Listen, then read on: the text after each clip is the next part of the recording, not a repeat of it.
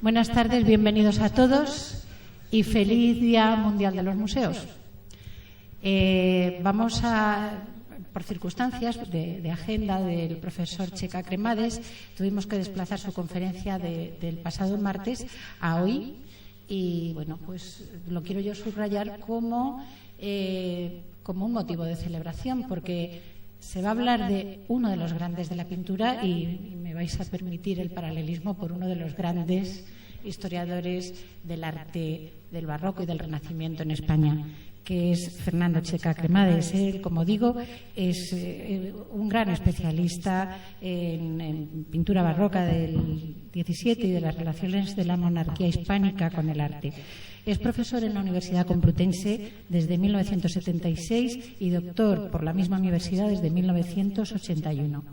Ha sido Premio Nacional de Historia en 1993 por su trabajo Felipe II, Mecenas de las Artes. Su currículum es interesantísimo, amplísimo, nos llevaría mucho tiempo. Yo solamente quiero resaltar que, además de su labor docente, ha sido director del Museo del Prado entre 1996 y 2001 y con él, bajo su mandato, se emprendieron las obras de restauración del Casón del Buen Retiro y la incorporación al Museo del Prado del claustro de San Jerónimo el Real, además de la adquisición de obras y restauración de varias obras también, y que ha sido comisario de importantísimas muestras, algunas de las cuales hemos tenido la suerte de visitar. Por ejemplo, Reyes y Mecenas, los Reyes Católicos Maximiliano I y los orígenes de la Casa de Austria, que se pudo ver en Toledo y en Innsbruck el año 92, el Real Alcázar de Madrid, 2 siglos de arquitectura y coleccionismo en la corte de los reyes de España, Felipe II, un príncipe del Renacimiento, Carolus, la famosa exposición de Carolus, el Greco, las cortes del barroco, que también visitamos, Isabel la Católica, la magnificencia de un reinado, en fin, de forma más reciente, el último Tiziano y la sensualidad en la pintura en el Museo de Historia de Viena, y Durero y Carnas, arte y humanismo en la Alemania del Renacimiento, está en el Thyssen. En fin, no digo nada más porque el currículum, como digo, es apabullante y le dejo todo el tiempo para poder disfrutar de Tiziano y de su palabra. Bien, muchas gracias. Quiero comenzar agradeciendo estas palabras, por supuesto, esta presentación y la invitación del Museo de Albacete y de la Caja de Ahorros, en fin, de todos los que han hecho posible este ciclo que está ya casi terminando y que les ha permitido tener un panorama del Renacimiento, fundamentalmente en Italia, a lo largo de los siglos XV y XVI. Y hoy, como acaba de decir Llanos, pues es uno de los grandes, el que corresponde la conferencia. Uno de los grandes, quizá junto con Miguel Ángel, el más grande de los pintores italianos de la primera mitad del siglo XVI. En realidad, el siglo XVI y en buena medida las grandes discusiones de la pintura occidental hasta principios del siglo XX son discusiones en torno a qué pintura y qué idea de la pintura es más importante, si la idea de la pintura de Miguel Ángel, una idea de la pintura basada en el aspecto intelectual de la creación artística, el aspecto dibujístico, en la creación técnica, en la idea como algo abstracto, es decir, es toda una corriente intelectual de la pintura que puede culminar en cierta manera en pintores como Cézanne en Francia a finales del XIX, incluso en el propio Picasso a principios del siglo XX. Y cuando se pensaba que Miguel Ángel era el dios de la pintura, cuando sus contemporáneos, sus amigos, sus mecenas le exaltaban como el gran artista, después del cual no se podía pintar mejor, y de ahí la calificación de divino, surgió en una ciudad rival cultural de Roma y de Florencia, donde desarrollaba sus actividades Miguel Ángel, la figura de Tiziano. Tiziano que va a proponer una idea de la pintura opuesta a la idea miguelangelesca. Va a ser una idea basada no en el dibujo, sino en el color.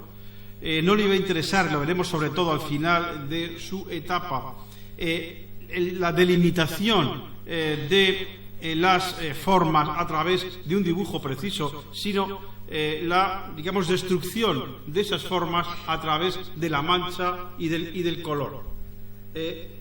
Si la técnica de Tiziano es una técnica pictórica, una técnica colorista, una técnica de la mancha, la idea de la pintura que él va a desarrollar es una idea sensual, no es una idea intelectual.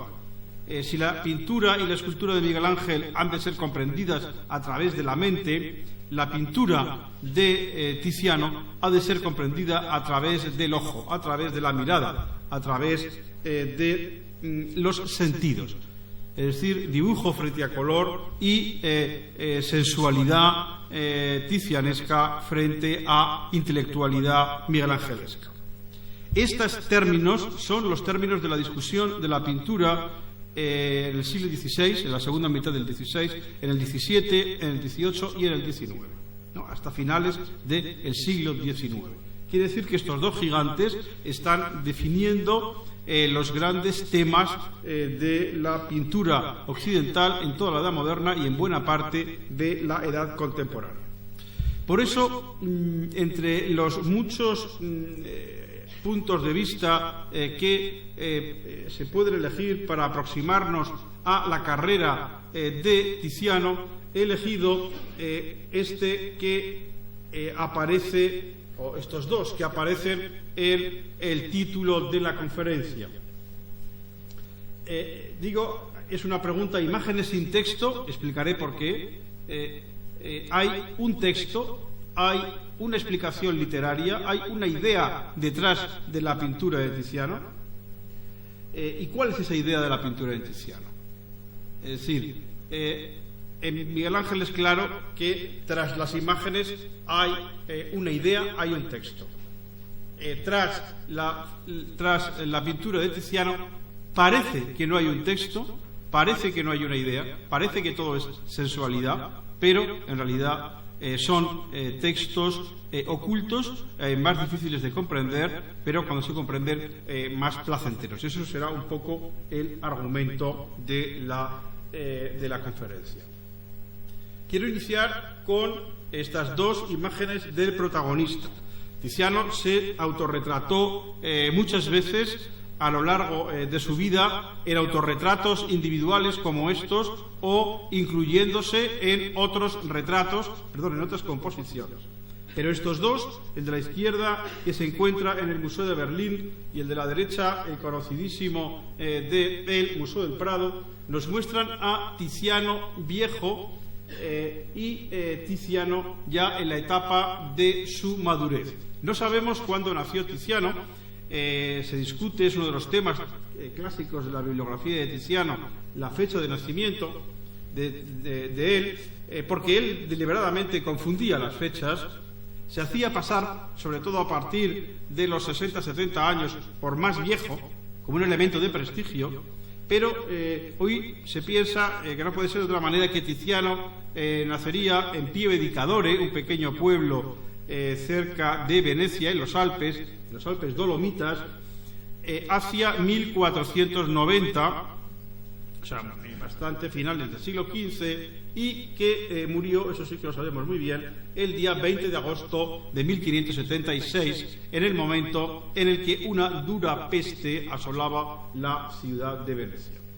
En la imagen de la izquierda, en la imagen de Berlín, Tiziano aparece con esa camisa de seda brillante y la pelliza de piel, elementos del lujo, elementos de un pintor cortesano, elementos de un pintor que ha triunfado en el mundo de las cortes, porque él se ha propuesto triunfar en el mundo de las cortes italianas y luego europeas.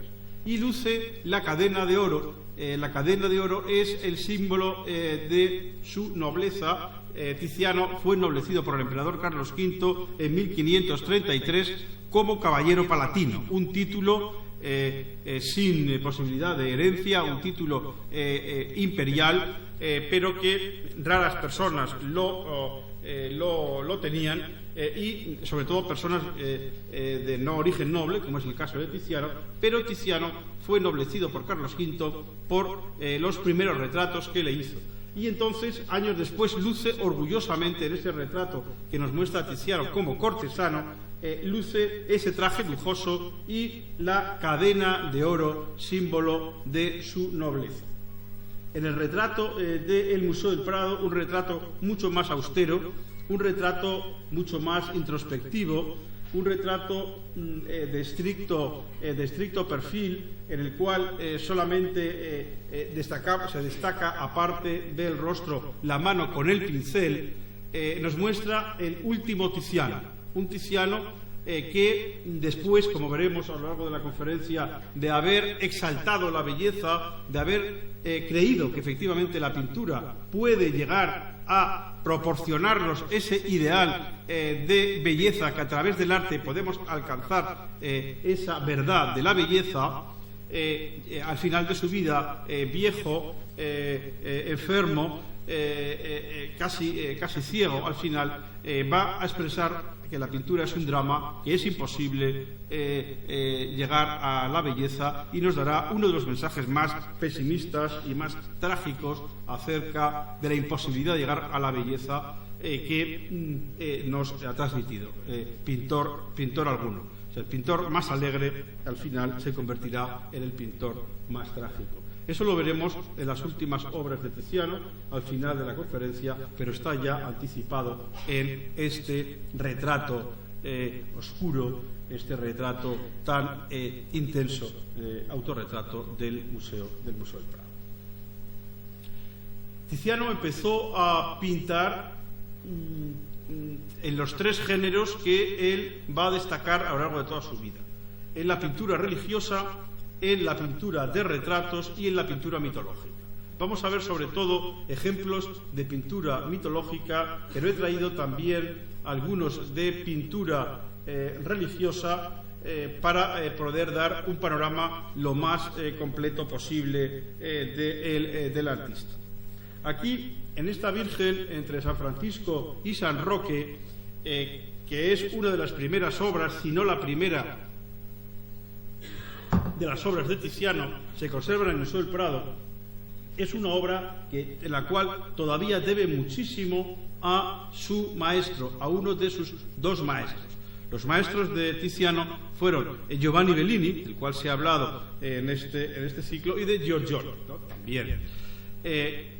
Esta obra, que se conserva en el Museo del Prado, ha sido, si consultan bibliografía sobre Tiziano hasta épocas relativamente recientes, se atribuía a Giorgione, luego con dudas entre Giorgione y Tiziano. Hoy se piensa que es una obra de Tiziano, es una obra sin terminar. El manto de la Virgen todavía está, la parte verde está sin terminar, el fondo posiblemente también esté sin terminar, y sería una obra de Tiziano pintada entre Venecia y Padua en fecha indeterminada, pero hacia 1510, cuando el pintor es todavía alumno de Giorgione y cuando tiene alrededor de 20 años. Vemos cómo es una pintura en la cual el tema del color es ya muy importante. La matización de los colores a través de las luces y de las sombras, a través del claroscuro, lo vemos en el manto de la Virgen, lo vemos en el hábito de San Antonio de Padua, que luego veremos más adelante en un detalle. Es decir, que esa idea de modelar y de conseguir la tercera dimensión de la pintura a través del claroscuro, a través de la sutil degradación de las formas, para dar ese tondo, esa calidad de relieve a los vestidos, a las formas, es algo que ha aprendido en Giorgione. Recordemos cuadros de Giorgione como Los Tres Filósofos, o sobre todo como la Tempestad de la Galería de la Academia. Pero también es giorgionesco en este cuadro el equilibrio. Es una obra, si la conocen por haber estado en el Museo del Prado, donde está habitualmente expuesta, es una obra de no mucho tamaño, una obra seguramente para un pequeño altar de un oratorio, no es una pala de altar, y las figuras todavía carecen de movimiento porque no le interesa a Tiziano. Y están perfectamente equilibradas, ¿no? La Virgen forma pues el típico triángulo compositivo que caracteriza la pintura del clasicismo italiano a principios del XVI, y toda la composición pues tiene ese mismo sentido de calma, ¿no? De reposo que tiene la pintura a lo largo del siglo XV, la pintura italiana del Renacimiento, y de principios del siglo XVI. Veremos que Tiziano va a ser uno de los que va a terminar de manera abrupta, lo veremos ahora mismo, con esta idea de la pintura en calma y en reposo. Pero antes de ver esto, quiero señalar una obra menos conocida de Tiziano. Está en la National Gallery de Escocia, en Edimburgo, esta Venus saliendo de las aguas, esta Venus Anadiomene, que es muy interesante porque tampoco es un cuadro muy grande, tampoco es un cuadro en el cual todavía está expresándose esa vida interior de pasiones que veremos inmediatamente, pero que es un cuadro que Tiziano se está inspirando en una descripción literaria, y de ahí es uno de los temas de la conferencia, una descripción literaria de una pintura de la antigüedad. Si leemos la vida de Apeles, el pintor clásico griego por excelencia, del cual no conservamos ninguna pintura, como es sabido, pero sí sabemos algunas de las obras que él pintó por noticias literarias, concretamente por la vida de Apeles, que escribió un tratadista clásico como Plinio, pues Plinio describe una pintura muy parecida a esta. Es decir, ¿qué es lo que está haciendo aquí Tiziano? Algo que le va a obsesionar a él y a sus comitentes. Tratar de reconstruir la pintura perdida de los antiguos griegos. El Renacimiento, ya se habrá dicho hasta la saciedad en este ciclo, y sobre todo el Renacimiento en Italia, es una reflexión sobre la antigüedad, es una búsqueda de un mundo perdido que se consideraba perfecto como era la antigüedad. Pero sí que había ejemplos de la arquitectura para imitar la antigüedad, y sí que había ejemplos de la escultura para imitar la antigüedad, pero no había ejemplos de pintura, tampoco había ejemplos de música, y veremos que eso también tiene importancia. Es decir, aquí lo que está haciendo Tiziano es, inspirándose en un texto, no en una imagen, tratar de reconstruir una pintura perdida, concretamente la Venus Anadiomene que describe Plinio. La pintura posiblemente fue pintada para el duque Alfonso d'Este, el duque de Ferrara, que va a ser el primer comitente importante extra veneciano que Tiziano va a tener. Antes de entrar en las pinturas para Alfonso d'Este, tenemos que ver otra pintura fundamental en la historia de la pintura del Renacimiento, también atribuida a Giorgione hasta hace relativamente poco tiempo, que es este célebre concierto campestre de Tiziano, que se conserva en el Museo del Louvre. Aquí esos cuadros misteriosos, crípticos, esos cuadros que sí que tienen un texto pero que lo desconocemos. Algo detrás tiene que haber que explique qué significa esta presencia de dos personajes masculinos vestidos, uno vestido con ropas cortesanas que toca el laúd, que es la música culta, otro vestido con ropas rústicas y que toca la flauta, que es la música de los campos, la música rústica, la música no culta. Hasta ahí se puede entender una alegoría de la música, de la doble música, pero lo que ya no se entiende es por qué están las dos mujeres desnudas escuchando esta música, qué significado tiene esa especie de jeroglífico de la mujer de la izquierda que vierte agua en un pozo, ¿no? En definitiva, es una evocación de un mundo que sí que es un mundo literario muy importante al comienzo del Renacimiento, que es la literatura pastoril, la literatura rústica, la literatura arcádica. El gran ejemplo que se escribió en estos momentos es la Arcadia de Sannazaro, un literato napolitano cuya Arcadia, ese librito, describe escenas como estas continuamente, y va a ser uno de los libros que más se van a leer en Italia y en Europa en el siglo XVI.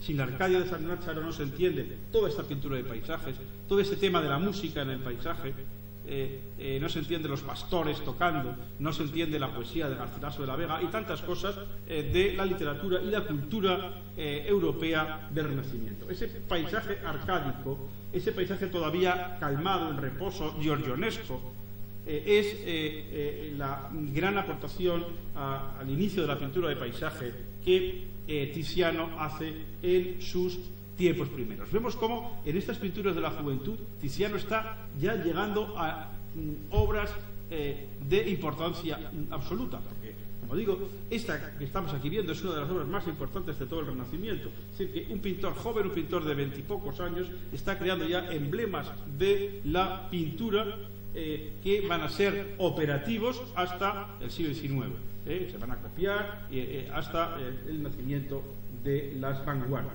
Vemos también cómo ese paisaje no está definido por luces, por sombras, es un paisaje vaporoso, es un paisaje en el cual ese tema del color y el tema de lo fluido es lo que realmente le interesa, como a Giorgione, y no el caso del paisaje rocoso, pétreo, de un Mantegna o de un Miguel Ángel, en esa otra alternativa dibujística de la pintura que decía hace un momento. Pero la revolución de la pintura que va a hacer Tiziano la va a hacer a finales de los años 10, en el año 1519 y 2021, con un conjunto de obras muy concreto y que conocemos muy bien, algunas afortunadamente in situ, como esta pintura de la Asunción de la Virgen, la famosa Assunta dei Frari, de la iglesia dei Frari en Venecia, de la iglesia de los franciscanos en Venecia, una iglesia gótica, como estamos viendo, una de las dos grandes iglesias góticas de Venecia. En el altar mayor pintó la Asunción, que es el cuadro que estamos viendo al final de esa cancela del coro. He puesto esta imagen porque para el cuadro de la Asunta y el cuadro de otro cuadro de la pala de altar de la Virgen de Casa Pesaro, que ahora veremos también, que está en esta iglesia, Tiziano fundamentalmente tuvo en cuenta el lugar y la iluminación, algo que siempre él va a tener muy en cuenta. Y cuando manda, por ejemplo, pinturas a Felipe II para el Escorial, muchos años después, le pregunta cómo van a estar iluminadas, porque él no puede venir al Escorial. Bueno, pues aquí esta pintura está hecha para que nosotros entremos por la puerta principal de la iglesia, por aquí, y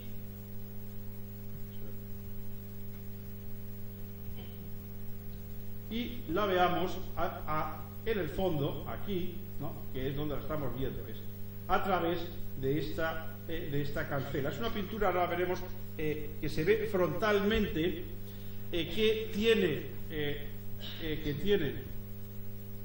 esta, es esta de la izquierda, contraste tan fuerte entre la parte de los apóstoles y el fondo, es decir, esta línea sinuosa de oscuro y el fondo claro, exactamente igual que el grupo de los ángeles y de la Virgen y del grupo, la figura de Dios Padre, que como vemos las pinta como más oscuro para destacarlas sobre el fondo luminoso y claro, jugando con el efecto espacial también y luminoso de las ventanas del ábside gótico de la iglesia dei Frari. Aquí en esta imagen no se ve, pero realmente esta parte oscura, o sea, la parte central de los ángeles, corresponde también con una parte oscura de lo que es la vidriera, es decir, que aquí está la parte construida, la parte arquitectónica, aquí abajo también, y esta parte clara corresponde a derecha e izquierda con lo que son las luces, es decir, que está jugando también con las tres superposiciones de los cuerpos de la iluminación de las vidrieras góticas. Es decir, que Tiziano tiene en cuenta el hecho, por eso es una pintura frontal, de que se va a ver de frente, de que se va a ver con un fuerte claro oscuro, que normalmente lo que hace es que no veamos nada, y de una pintura, porque las pupilas se nos cierran por la fuerza de las luces, como eso lo sabe Tiziano, pues juega con esos mismos claroscuros para que entendamos en cualquier momento, pues, para que entendamos incluso desde lejos, que aunque no veamos la iconografía, vemos un grupo, dos grupos, tres grupos, igual que hay tres elementos de ventanas. Y es algo frontal, porque la visión que tenemos que ver es una visión de ir acercándonos, el itinerario que tenemos que seguir es hasta llegar a la pintura.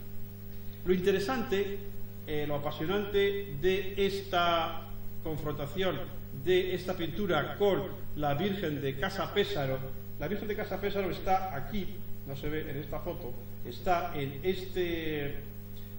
la nave lateral izquierda según entramos, y entonces ya, claro, no es una visión frontal, sino una visión lateral, y por eso hace esta imagen absolutamente revolucionaria en lo que son las palas de altar. Hasta el momento una pala de altar era algo frontal siempre, en Bellini y en los pintores del 480, pero ahora esa composición en diagonal, esa composición en la cual aparecen estas dos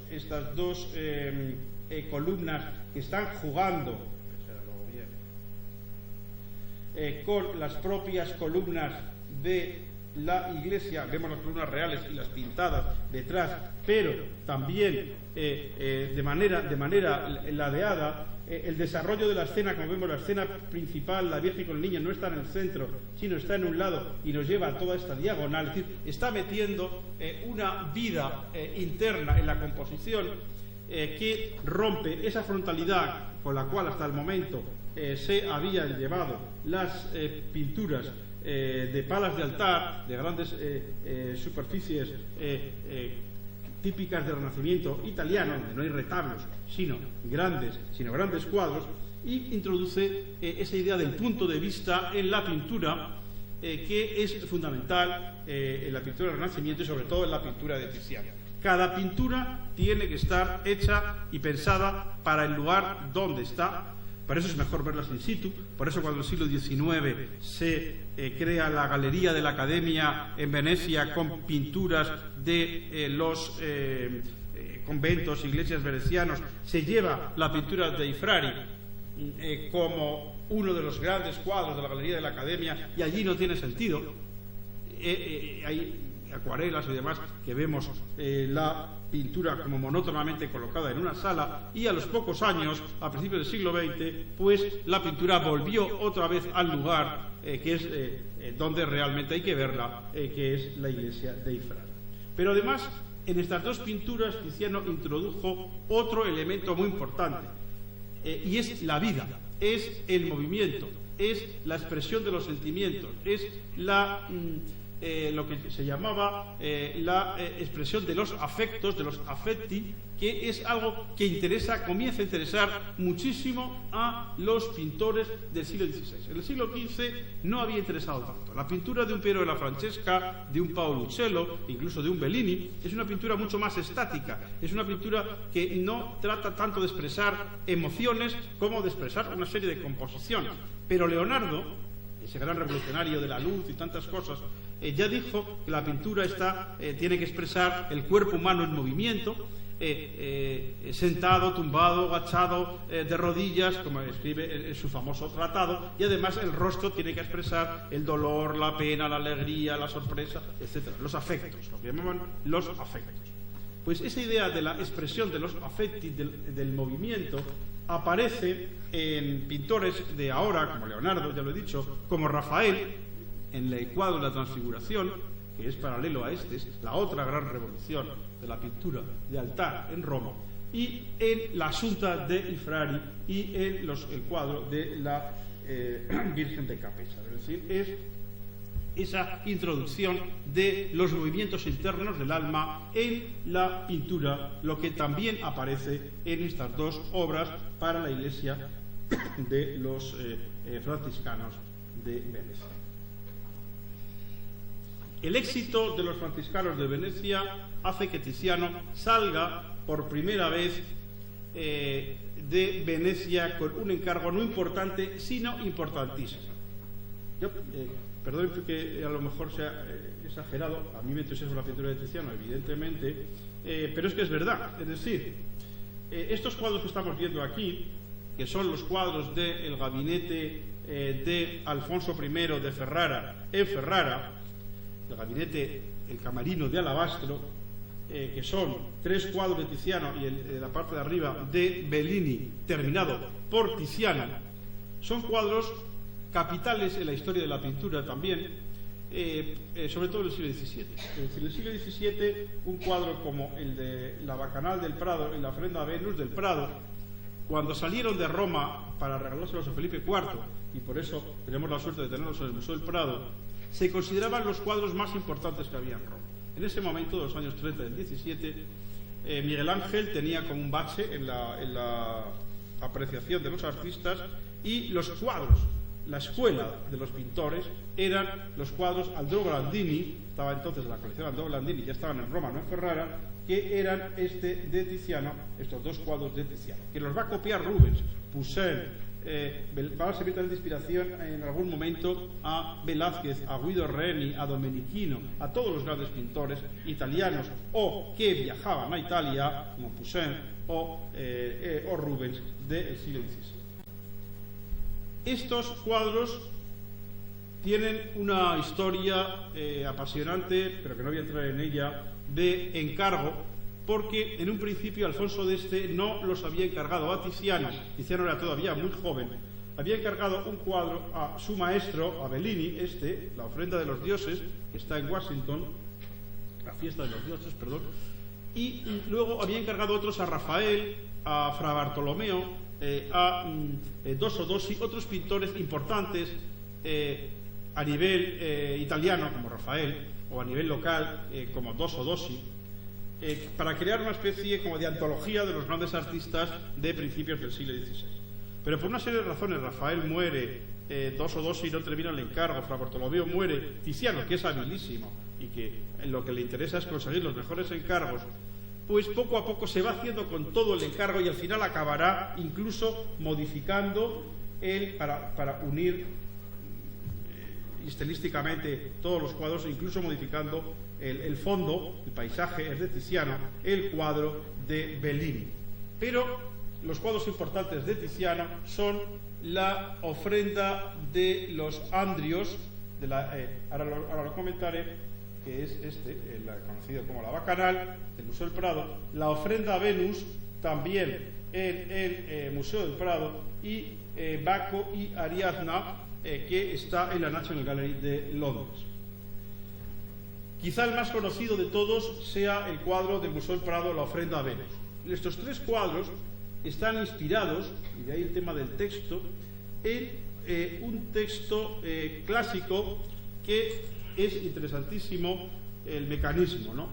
Porque es un texto de un autor helenístico, Filóstrato, del siglo III después de Cristo, que tiene un libro que se llama Icones, imágenes. En las imágenes de Filóstrato, lo que hace Filóstrato es narrar historias de la mitología, pero en vez de narrarlas en un verso o como una historia, como había hecho por ejemplo Ovidio y demás, pues lo que va a hacer es recurrir a un sistema que se llama ekphrasis, que consiste en describir cuadros ficticios. Es decir, Filóstrato lo que describe es una villa de Nápoles. Primero describe la villa en sí, a orilla del mar, y los cuadros que hay en esa villa. Y al describir los cuadros, dice, en un cuadro está la bacanal de los Andrios, y describe, y en ese cuadro estamos viendo cómo Baco llega a la isla de Andros todos los años, entonces allí se celebra una fiesta, beben, cantan, etc. Y cuenta la bacanal, toda la escena de la bacanal, como si estuviera describiendo un cuadro. O la ofrenda a Venus, dice, la ofrenda a Venus es un prado donde los erotes, en la descripción del cuadro se llaman los erotes, es decir, que es este cuadro que estamos viendo aquí, pues también lo está describiendo Filóstrato en ese párrafo suyo, que es los erotes, que describe las luchas de los cupidos, ¿no? Y los ruidos, las canciones, las flores, las joyas y la escultura de Venus. No puedo leerlos ahora los textos, Tiziano los sigue, los modifica, pero los sigue en definitiva, porque lo que me interesa es señalar el procedimiento de Tiziano. Tiziano lo que está haciendo es basarse en ese texto de Filóstrato, que estaba de moda en la corte de Ferrara, y crea, ¿qué es lo que está creando? Pues lo mismo, pero de una manera más compleja, que había hecho con la Venus Anadyomene. Está fingiendo que pinta un cuadro de la antigüedad. Entonces, la operación que está haciendo Tiziano y Alfonso I en Ferrara es, en ese camerino de alabastro, pues crear un museo de cuadros que son cuadros que quieren ser como los cuadros de los griegos. Alfonso era una persona muy culta, le interesaba mucho el griego además, y la cultura griega, cosa extraña en el Renacimiento, que era algo mucho más desconocido que el mundo romano. Antes había un camerino con esculturas que imitaba algunas de las esculturas que también por descripciones estaban en el Partenón y que no se conocían en aquel momento. Pero en el gabinete de las pinturas lo que hace es un museo de pintura clásica. Es decir, que lo que está aquí haciendo Tiziano y Alfonso como digo, es una reconstrucción de la pintura de los antiguos griegos a través de la copia. Es decir, tenemos la descripción de Filóstrato, pues ahora vamos a hacerlo en pintura, y es lo que estamos viendo. Además de la pintura, por eso antes he hablado de la música es muy importante en Venecia y en Tiziano. Tampoco se conocía la música del mundo griego, y por eso aquí también le interesa muchísimo la danza. Bueno, vemos que la composición es perfecta, ¿no? Justo en el centro, la jarra de vino. Ahora comentaré un poco los movimientos, pero la figura del dios Baco aquí llega en el barco. Aquí ya es una especie de Baco que está estrujando un racimo de uvas, y cae el vino, ¿no? Y el primer plano es un río, pero es un río de vino, es un río rojo, donde está pues esta famosa ninfa o personaje femenino desnudo, uno de los primeros desnudos femeninos de Tiziano, y estos personajes que están danzando y con instrumentos musicales.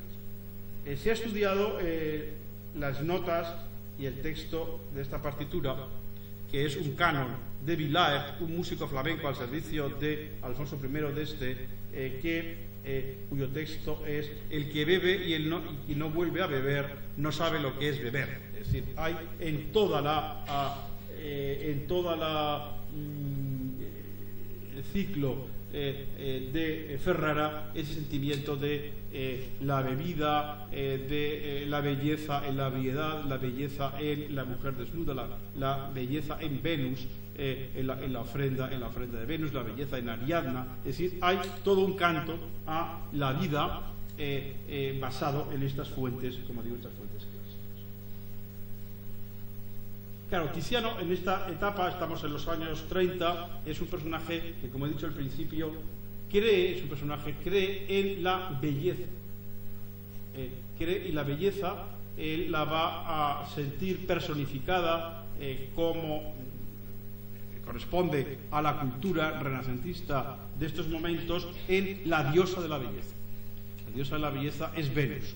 Entonces va a pintar toda una serie de figuras femeninas desnudas siguiendo el tema de la Venus de Giorgione, del Museo de Dresde, que es el que inventa realmente la iconografía, una de cuyas más famosas es esta Venus de Urbino, ¿no? Que en realidad Tiziano, como es un pintor, como he dicho al principio, no tanto un pintor intelectual como un pintor sensual, pues sí que sabemos que es Venus, porque el mirto, las rosas y demás son atributos que la literatura emblemática y la literatura mitológica atribuye a Venus, pero en realidad lo que nos está presentando es una mujer desnuda como elemento de pura sensualidad y de pura belleza.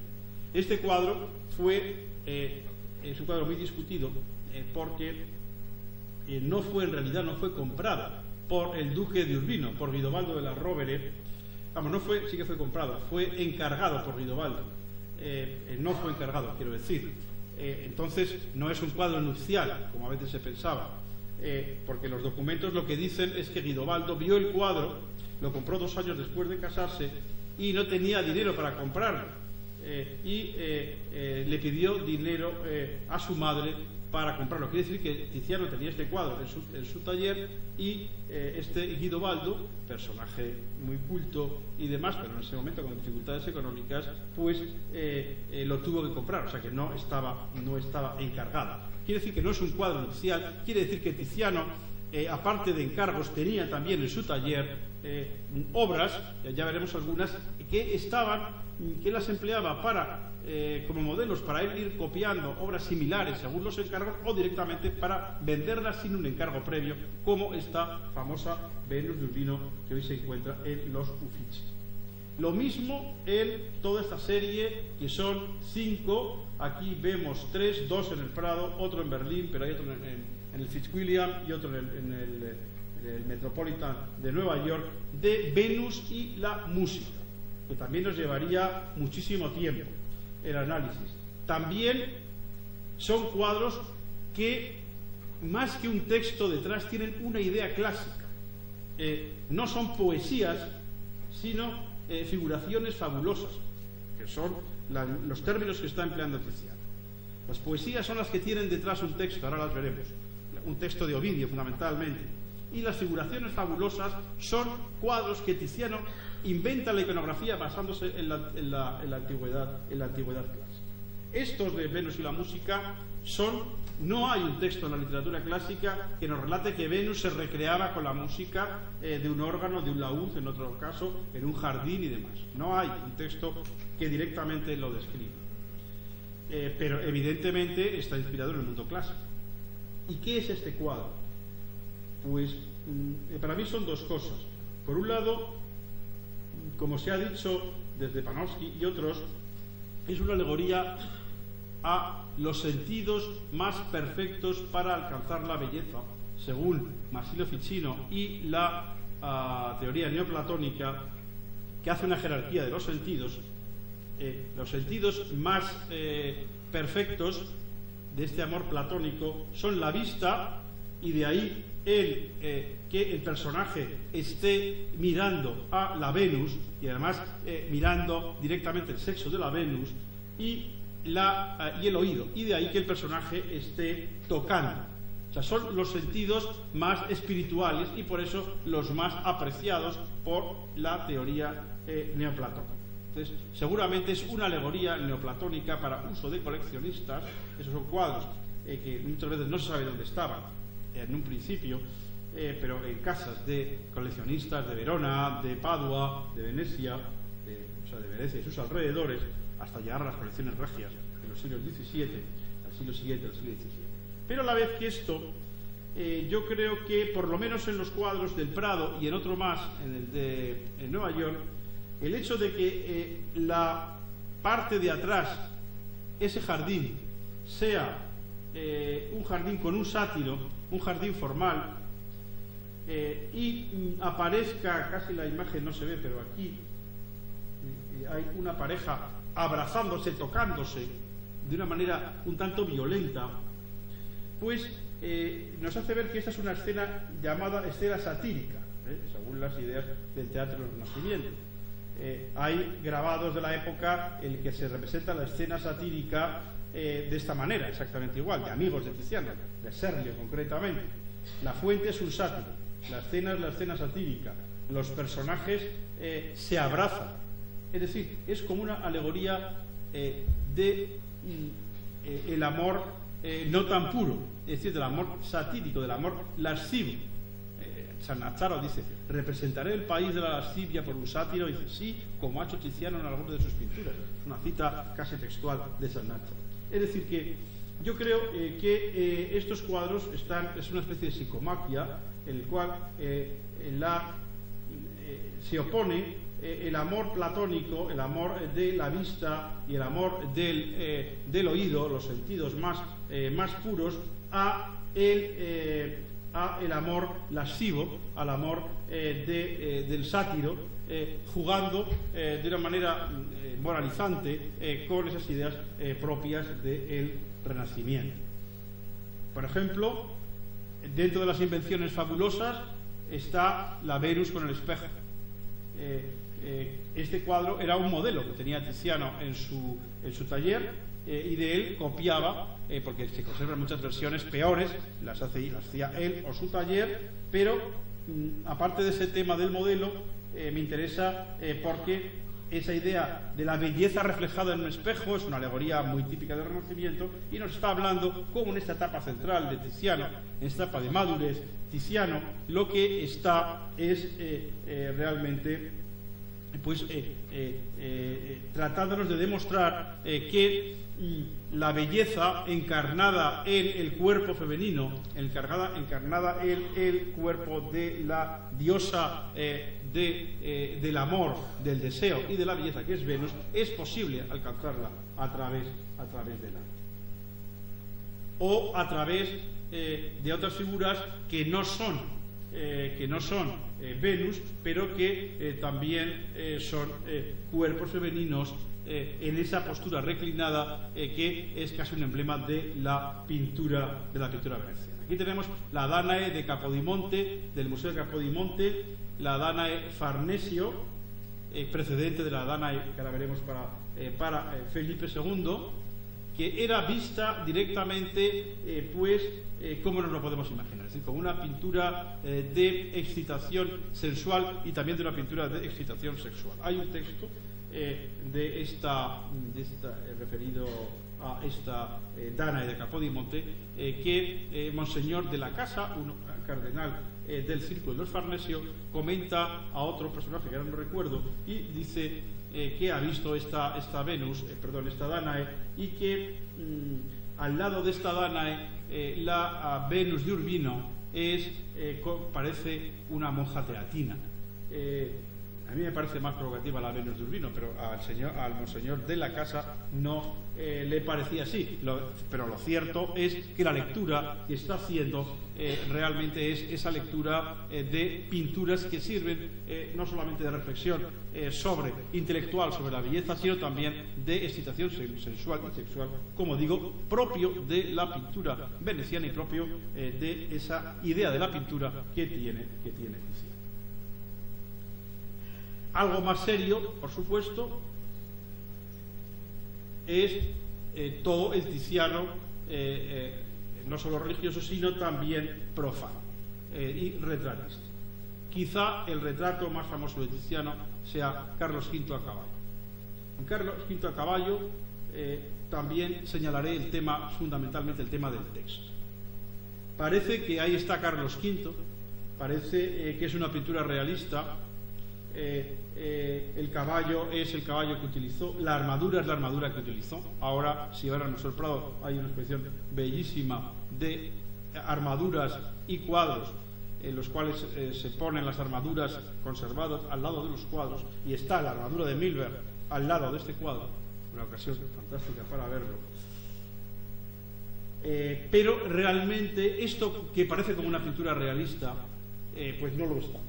Hay detrás muchísimos textos.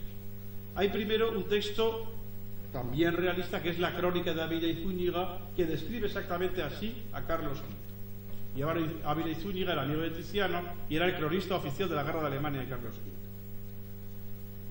Pero esa inexpresividad que tiene Carlos V no es una falta de habilidad de Tiziano. Es que Tiziano y Carlos V querían dar la imagen de un emperador estoico, un emperador que se contiene. La propaganda era no la presentación de Carlos V pisoteando a los vencidos, a los protestantes de la Liga de Esmalcalda, sino, como le pedían a algunos amigos, que decían que tienes que pintar a Aretino, decía, pinta la fe y la fama coronando al emperador y entre las patas del caballo a los vencidos. Tiziano no pinta nada alegórico, pinta esto presuntamente realista, pero esa inexpresividad de Carlos V es una referencia a Marco Aurelio, directamente, al emperador estoico. El caballo, el emperador a caballo, es también una referencia a la única escultura ecuestre que quedaba de la antigüedad, es decir, la escultura de Marco Aurelio. Se puede ver hoy en Roma. El caballo es también una alusión al Miles Christi, al caballero cristiano, al tema del caballero cristiano que había teorizado Erasmo, que era uno de los grandes inspiradores de la ideología pacifista de la corte de Carlos V. El hecho de que detrás aparezca esa luz no es solo un juego formal, no solo es un juego estético, aunque bellísimo, es también que en la alegorización de esa batalla se dijo que el sol se paró para que el emperador pudiera terminar su victoria, exactamente igual como aparece en el libro de los Reyes el libro de Josué de la Biblia, de la batalla de los israelitas contra los amalecitas, que también el sol se paró para que Josué pudiera vencer a los enemigos de Israel. Es decir, que Carlos V aparece como nuevo Josué. O sea, que aquí Carlos V está como nuevo Josué, como nuevo caballero cristiano, como nuevo Marco Aurelio, como nuevo emperador romano y como nuevo César. Porque detrás, aquí aparece las charcas y demás que aluden, y la bruma, al río Elba. El momento decisivo de la batalla fue cuando cruzó el río Elba, Carlos V. Y entonces eso luego en la propaganda es exactamente igual. Se decide la victoria de César cuando cruza el Rubicón. Y las palabras que dicen que dijo, evidentemente no las dijo, pero ahí están escritas en la propaganda, Carlos V, es llegué, vi y Dios venció. Paráfrasis clarísima de el llegué, vi, vencí de Julio César. Es decir, que este cuadro es un cuadro que también detrás tiene muchísimos textos muy complejos, que hay que estudiar un poco toda la ideología de la corte de Carlos V para ir poco a poco desentrañándolos en indicios, pero es un cuadro que no es Carlos V en su armadura real, montado en el caballo que llevó a Milberg, ¿no? La serie más famosa de cuadros mitológicos de Carlos V, perdón, de Tiziano, fue pintada poco después del cuadro que acabamos de ver de Carlos V a caballo, que fue pintado en 1548. Hay que saber que Tiziano no quiso venir nunca a España, se lo pidió muchas veces Carlos V, pero nunca quiso venir. Pero claro, a él le interesaba mucho conseguir el favor de la corte imperial de Carlos V, porque era el personaje más poderoso de Europa. La vida de Tiziano es una estrategia para conseguir ser pintor de Carlos V y de Felipe II.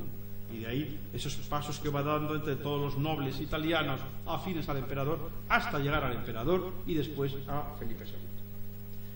Por eso la única vez que sale de Italia Tiziano es para ir a Augsburgo, que salió 2 veces, cuando la dieta de Carlos V en el año 48 y luego en el 51 se celebró en Augsburgo.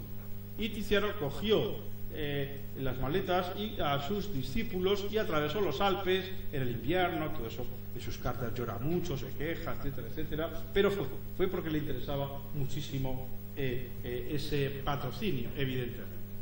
Pero Carlos V no era un personaje aficionado a las artes, y de hecho, por ejemplo, el cuadro de Milberg no es un encargo de Carlos V, que la gente piensa que sí, es un encargo de su hermana, María de Hungría, mucho más inteligente y mucho más amante de las artes. Sin embargo, Tiziano tuvo una suerte inmensa con el hijo de Carlos, con Felipe, porque Felipe le conoció en 1548 en Milán, cuando fue a esas reuniones de su padre, y desde entonces surgió una colaboración que va a durar hasta 1576, hasta la muerte de Tiziano. Aunque ya no se van a volver a ver, aparte de Augsburgo, ya no se van a volver a ver más. Pero, ¿por qué el Museo del Prado y el Monasterio del Escorial tienen la mejor colección de tizianos que hay en el mundo, y que además son tizianos de la última época, de la época tardía? Por estos encargos. Es decir, la colección del Prado de Tiziano se basa en los encargos de Carlos V y Felipe II, y en las compras de otro enamorado de la pintura de Tiziano, pero ya en el 17, que es Felipe IV, el nieto de Felipe II. Como los cuadros de Ferrara, pues son el mejor regalo que se le podía hacer a Felipe IV, eran esos cuadros. Y Felipe IV, monarca en decadencia, pero muy poderoso, pues se hizo con ellos. Para Felipe II hizo retratos, como el famoso retrato con armadura que estamos viendo aquí, de príncipe, que lo hace en Augsburgo, pintura religiosa en gran cantidad, veremos algunos, pero la serie más famosa, más célebre para Tiziano, y la segunda gran serie de pintura mitológica que Tiziano va a hacer, son las poesías. Las poesías son estas 6 poesías que estamos viendo aquí. El término poesía es un término que el propio Tiziano lo dice en las cartas, no es algo inventado después, y poesía quiere decir que están basados en textos reales, no son invenciones fabulosas, son poesía. Y los textos reales son los textos fundamentalmente de las Metamorfosis de Ovidio. De manera que estos 6 cuadros se puede, si leemos la Metamorfosis de Ovidio o la genealogía de los dioses de Boccaccio, pero seguramente lo que leyó Tiziano eran los Ovidios traducidos al italiano por Dolce y otros amigos suyos, pues forman ese camarín que Felipe II se hizo en algún lugar de sus palacios reales, seguramente en el Alcázar de Madrid, pero que no sabemos dónde. La primera de todas es la Danae, que vemos arriba, y la última, el rapto de Europa. La Danae, no sabemos la fecha, debe ser 1552, las primeras noticias son del año 53-54, y la última, el rapto de Europa, que está en el Museo de Xavier Stuart Gardner de Boston, es de 1563, es decir, que son 10 años de, pinta otras cosas, de colaboración en estas obras que están consideradas también como junto con la serie de Ferrara y una serie de Los Amores de Júpiter de Correggio, las 3 grandes series de pintura mitológica del Renacimiento. Él las va a enviar por pares, por eso las he agrupado de esta manera. por parejas. La primera pareja, Dana y Venus y Adonis, la segunda, Diana y Acteón, y Diana y Calisto, los baños de Diana, que están en Edimburgo, y la tercera pareja es la Perseo y Andrómeda y el rapto de Europa. La primera pareja se conserva en el Museo del Prado porque afortunadamente para nosotros pues no la regaló Felipe V al mariscal Grandmont a principios del siglo XVIII como hizo con los otros cuadros, por eso están dispersos, y se conserva, como digo, en el Museo del Prado. Simplemente esta pareja también nos daría para mucho. Hay una carta de Felipe II a Felipe II, cuando es rey de Inglaterra, en 1554, cuando le envía el Venus y Adonis, que lo manda a Londres, y le dice que ya que en la anterior poesía le ha mandado la figura vista de frente, en esta otra poesía para el camarín que Su Alteza está realizando, le he mandado la figura desde la parte contraria, es decir, de espaldas.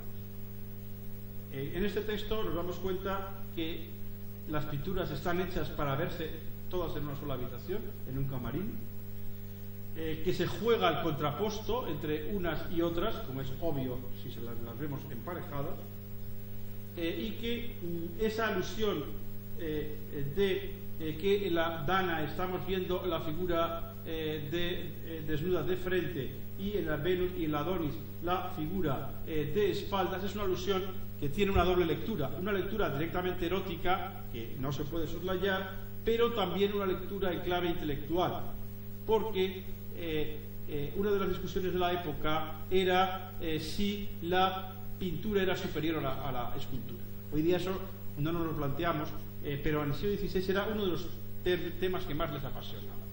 Y Miguel Ángel era fundamentalmente escultor, y Tiziano era fundamentalmente pintor. Era uno de los términos de esa gran discusión con la que he comenzado. Y decían que la escultura era superior a la pintura porque, entre otras cosas, en una sola obra se podía ver desde distintos puntos de vista, cosa que la pintura no permite. Y los pintores contestaban diciendo que se podía hacer como lo que hace aquí Tiziano, es decir, presentarnos un mismo tema, en este caso el desnudo femenino, desde dos puntos de vista, en dos cuadros distintos que se ponen al lado y ya está solucionado el problema. Sí. Lo que aquí está haciendo aquí Tiziano, hacer una declaración de que la pintura es superior a la escultura a través de ese pequeño texto de la carta y fundamentalmente, como es un pintor no de escribir, no intelectual, a través de una declaración pictórica que son los dos cuadros que aquí estamos viendo. Aquí vemos el cuadro de la Danae, ¿no?, que es quizá, junto con el cuadro final, el cuadro de mayor calidad de la serie. El cuadro de Venus y Adonis, que sin embargo es el que más llamó la atención en la época. Quedan muchísimas copias y hay muchos comentarios muy interesantes también en la época. Aquí vemos algunas de las copias que se han discutido que la que manda Felipe II no es la del Prado, pero aquí abajo vemos la radiografía del cuadro del Prado y vemos, por ejemplo, todo ese roto que tiene, y los documentos de la época nos hablan de cómo el cuadro llegó dañado a Londres porque llegó doblado. O sea que no cabe duda, estudiando el cuadro por debajo con las radiografías, que el cuadro del Prado es el cuadro original y los de arriba son copias de taller que, dado el éxito que tenía la pintura, pues quedan 6 o 7 copias en distintos museos y colecciones particulares. La serie de Edimburgo es también, los dos cuadros de Edimburgo son los cuadros más complejos también, y sobre todo este de Diana y Acteón, con el juego de los reflejos, con el juego de la mirada de Acteón que transgrede, digamos, la intimidad de la gruta de Diana. Es un cuadro también muy complejo de analizar, pero me interesa de estos cuadros de las poesías, que estamos ya en una fecha muy avanzada de Tiziano, y cómo Tiziano empieza a pintar, vamos, lo lleva haciendo desde hace tiempo, de manera muy distinta. Si vemos detalles de los cuadros, veremos que Tiziano empieza a pintar de una manera en la cual el dibujo cada vez le interesa menos. Es una pintura de mancha, es una pintura de casi ni siquiera de color, una pintura en la cual la materia pictórica comienza a destruirse.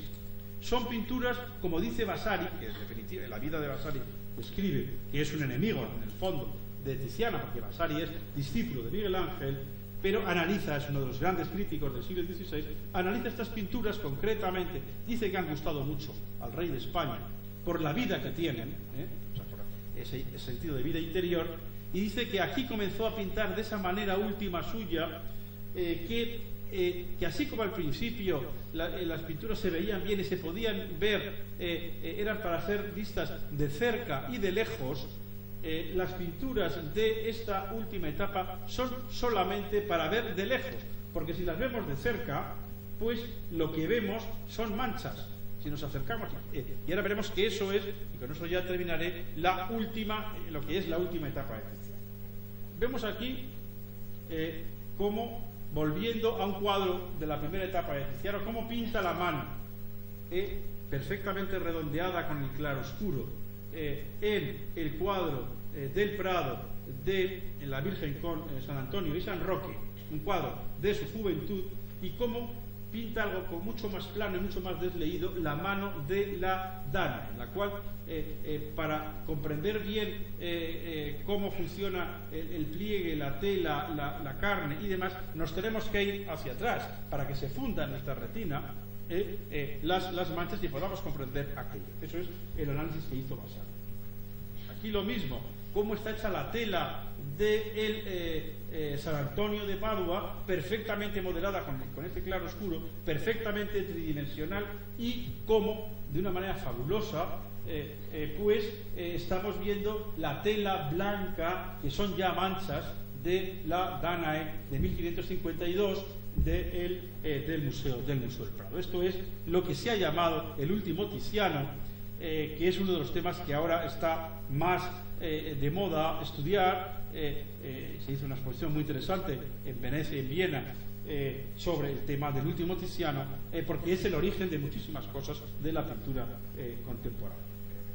No voy a poner el cuadro general que es la Santa Margarita del Museo del Prado, pero esto es el fondo de la Santa Margarita del Museo del Prado, con esa Venecia fantasmal, esa Venecia que es casi como un incendio, en la cual no sabemos dónde empieza el cielo, dónde acaba, dónde empiezan las nubes, dónde empieza el agua.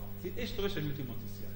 Esto es ese Tiziano que estamos viendo aquí, parece un cuadro de Rothko, parece un cuadro del siglo XX, y por eso el último Tiziano está fascinando de esta manera tan clara. El último Tiziano es un Tiziano que abandona el color, que casi no le interesa el color, como por ejemplo este cuadro de la muerte de Acteón, que es una continuación de la historia de las poesías, aunque no forma parte de las poesías del National Gallery de Londres. Es un cuadro muy grande, pero el último Tiziano lo vamos a ver sobre todo en sus dos últimas obras. Esta obra, que es la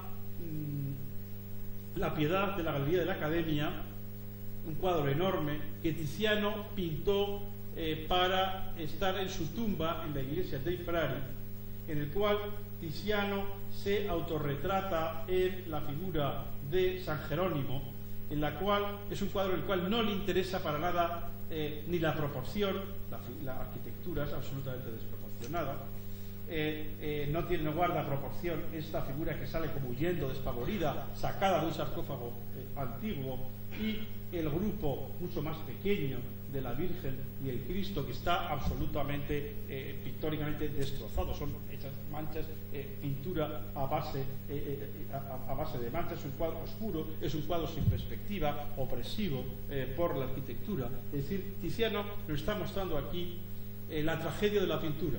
La tragedia de la pintura, el dolor de la pintura y una idea de la religión que no es ya la religión de la belleza, no es la religión de la armonía, sino es la religión del drama, la religión de un hombre de 90 años que está siendo atacado por la enfermedad, atacado por problemas familiares, con uno de sus hijos que pues, le roba, etcétera, etcétera, que tiene desde hace 20 años serios rivales. Ha habido una expresión interesantísima en el Louvre, en París, este año, de los rivales de Tiziano, nada menos que Tintoretto y Veronés. Ya no es el único, ya no es el rey, y siente ese elemento trágico que desde un punto de vista religioso lo transmite en la Piedad y desde un punto de vista profano en otra obra suya, que es la obra más trágica de Tiziano y una de las obras más trágicas de la historia de la pintura, que es Apolo y Marcias. La música, otra vez, un concurso musical basado en textos de Ovidio, sacado de dos párrafos de las Metamorfosis. La historia, en resumidas cuentas, narra cómo Marcias ha desafiado a Apolo cuál música es mejor, si la música de los campos, la música de la flauta o la música cortesana del laúd. O sea, ¿qué arte es más importante? Nos está diciendo, ¿el arte popular o el arte culto? Tiziano siempre ha optado por el arte culto, pero realmente al final de su vida pues no sabe, lo demuestra en este cuadro. Pierde, según Ovidio, según la mitología, pierde Marcias, y Marcias es condenado a ser desollado por Apolo. Aquí aparece una segunda figuración de Apolo, ¿no? Porque al tocar la flauta su cara se ha deformado y entonces pierde el concurso. La belleza del mundo rústico no es tal, pero la belleza del mundo de la corte es también belleza, y aquí viene un poco la segunda historia. Aquí vemos a Midas. Es la otra historia también basada en las Metamorfosis. Midas es Tiziano, es un autorretrato de Tiziano. Está en la postura del melancólico, del temperamento melancólico triste, que es el propio de los artistas, según la idea del Renacimiento.